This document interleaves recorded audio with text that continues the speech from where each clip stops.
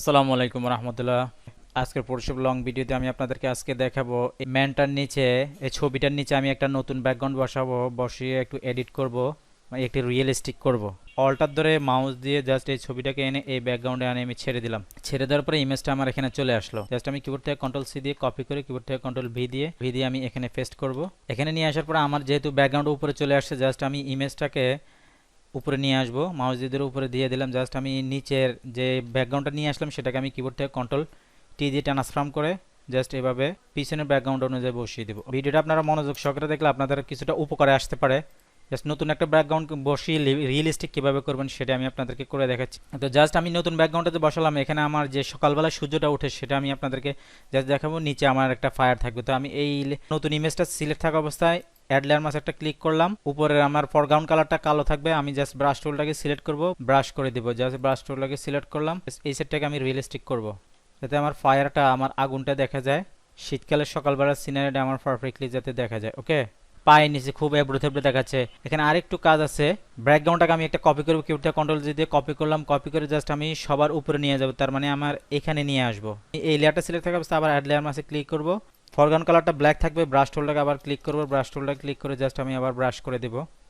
আমি পায়ের যে শোয়ের নিচে আমি একটু রিয়েলিস্টিক করব। নতুন একটা ব্যাকগ্রাউন্ড বসে কীভাবে রিয়েলিস্টিক করবেন, হালকা একটু এডিট করবেন ইমেজ, সেটা আমি আপনাদেরকে করে দেখাচ্ছি।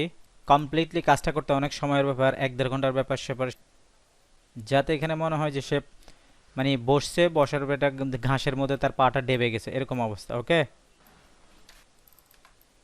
একটু জুম করে জাস্ট এখান থেকে একটু রিয়েলিস্টিক।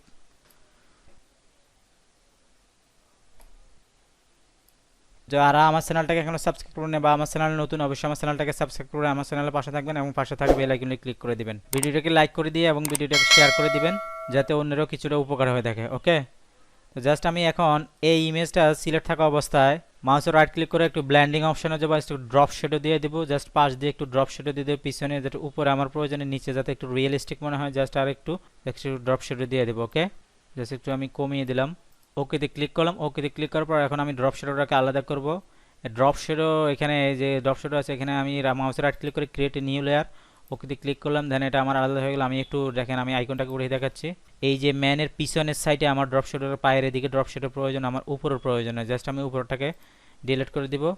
ইরেজার টুলটাকে সিলেক্ট করে জাস্ট আমি উপর থেকে মুছে দিব।